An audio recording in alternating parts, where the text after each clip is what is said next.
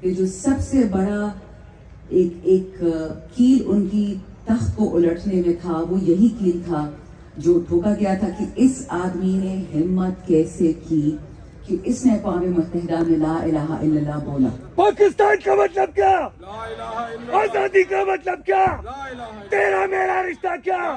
مرد مسلم، مرد اسلام، عمران خان زندہ باد.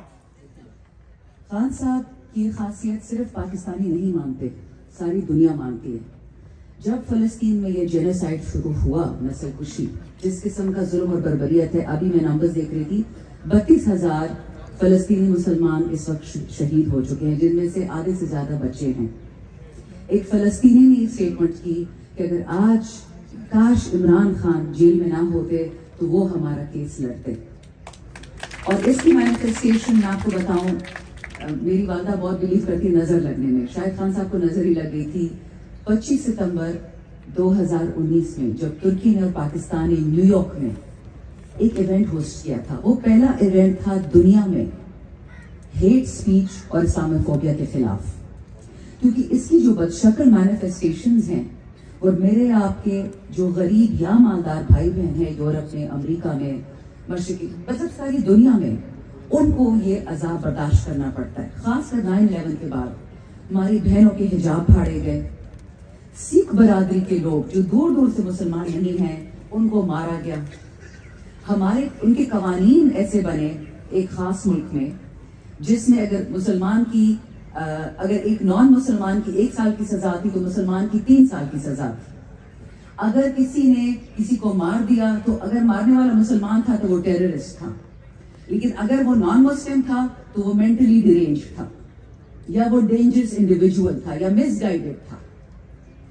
اسلاموفوبیا کا لب لباب یہ ہے کہ ہمارا دین نعوذ باللہ، جس کا اسلام سلم سے لفظ نکلا ہے، اسلام اور ٹیررزم، اسلام اور دہشت گردی، اسلام اور تشدد ایک ہی چیز ہے.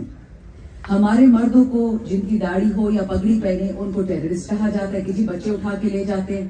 ان باتوں کے ساتھ ہم بڑے ہوئے ہیں، یہ ہم نے دیکھا. میں نے 10 سال یورپ میں گزارے، میرے ساتھ تمیز میں تھے، حیا میں تھے، عزت میں، لیکن آنکھیں تو ہے نا ہماری. میں سوئٹزرلینڈ میں رہ رہی تھی جب انہوں نے اعلان کیا کہ کسی بھی مسجد پہ ہم الاؤ نہیں کریں گے کہ ہم اونچی بنائے کوئی بھی عمارت، کیونکہ یہ میزائل کی طرح لگتی ہے. اب آپ سوچیں، پڑھے لکھے لوگ اس وقت یہ بات ان کو شیوا دیتی تھی. خان صاحب نے جو یہ فیصلہ کیا، یہ اس انٹرنیشنل OIC کا ریزولوشن، یہ تب کیا جب نیوزی لینڈ میں 2 ڈفرنٹ مساجد میں 25 لوگوں کو شہید کر دیا گیا. یہاں پہ میں ضرور تعریف کروں گی ایک خاتون کی، جسنڈا آرڈن، جو پرائم منسٹر تھی نیوزی لینڈ کی. انہوں نے ہمت کی، حجاب پہنا اگلے ہفتے، اور جمعے کی نماز میں بہت سارے کرسچنز کے ساتھ انہوں نے شرکت کی. نماز نہیں ادا کی، شرکت کی. اور اس کے بعد خان صاحب نے فیصلہ کیا کہ وہ اس کو لیڈ کریں گے، حالانکہ 52 اور مسلمان ممالک ہیں. اس کی سزا ان کو یہ ملی جو آج آپ دیکھ رہے ہیں، تمام PTI ورکرز کو بھی، کیونکہ ان کو جس چیز سے نفرت ہے وہ ہے پولیٹیکل اسلام.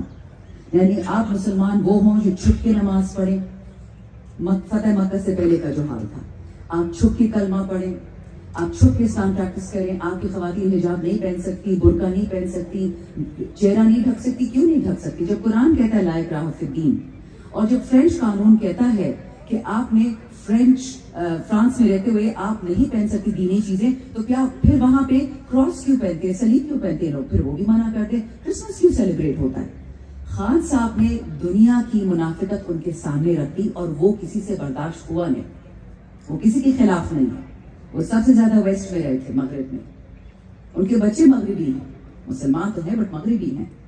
تو اس لیے آئی تھنک میں تو شکر ادا کرتی ہوں. 2 ہمیں تکلیف سے ایک وقت بہت گزر رہے ہیں، لیکن شکر اس لیے کرتے ہیں کہ ہم خان صاحب کے وقت میں پیدا ہوئے.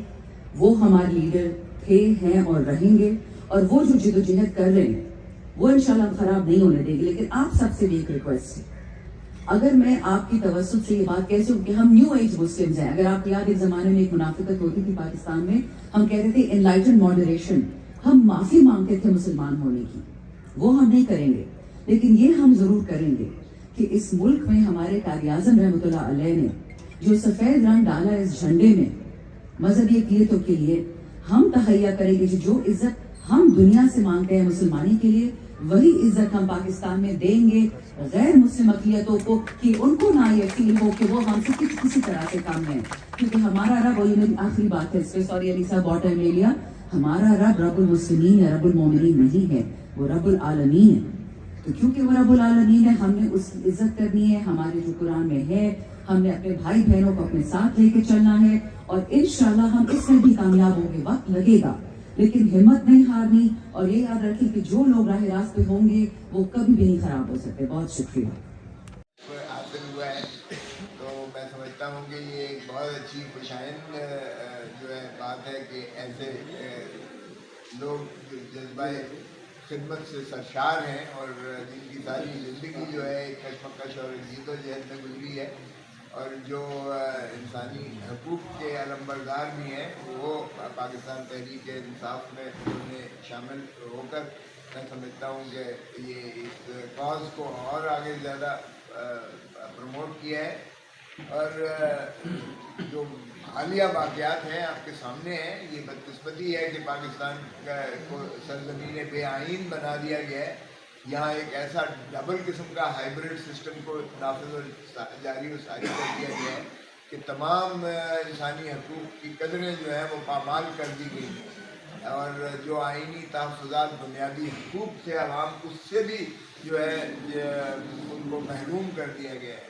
हमारी 10 मार्च की यानी एतवार ये जो अभी गुजरा है, उस दिन की हमारी पुरअमन तहरीक जो हमने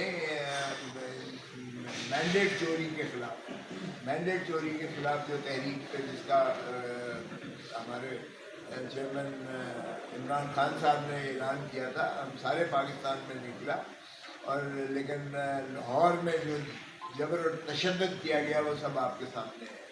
FIR दर्ज की गई, मुझे और सलमान अकरम राजा को गिरफ़्तार कर लिया गया, हालांकि बड़ा वाज़ेह है 130 का rules of practice and procedure rules कौमी असम्बली के कि बिना स्पीकर की प्रायर परमिशन के बगैर गिरफ्तारी MNA की नहीं हो सकती है। तो हमने वो प्रिविलेज मोशन भी दाखिल करवाया है असम्बली में, और स्पीकर की इजाज़त से वो यकीनी बात है कि जब कमेटी प्रिविलेज कमेटी बनेगी तो उस पर पेशरफ्त होगी।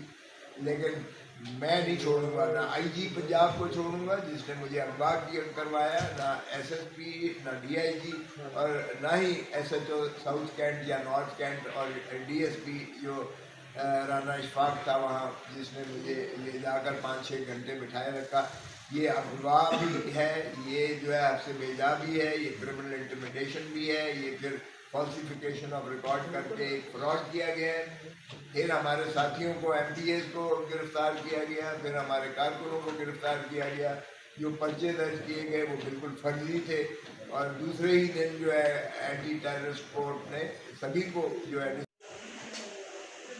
और इसी पाकिस्तान अवामी महाज के प्लेटफार्म से दोस्त आप जानते हैं कि 8 फरवरी 2024 को जो होने वाला इलेक्शन था, उसमें हमने हिस्सा लेने का फ़ैसला किया। मैंने खुद NA 130 से अपने जो नॉमिनेशन पेपर थे वो सबमिट किए, लेकिन उसके बाद दोस्तों ने, हम सब ने ये फ़ैसला किया कि मोहतरमा डॉक्टर यास्मीन राशिद साहबा की जो खिदमात हैं जमहूरियत के लिए, उनकी जो खिदमात हैं इंसानी हकूक़ के लिए, और उन्होंने जो कैदोबंद की सऊबतें बर्दाश्त की जमहूरियत के लिए, उनकी खिदमात इतनी है कि हमने उनके हक़ में विड्रॉ किया, और मोहतरमा डॉक्टर यास्मीन राशिद साहबा का इलेक्शन हमने लड़ा।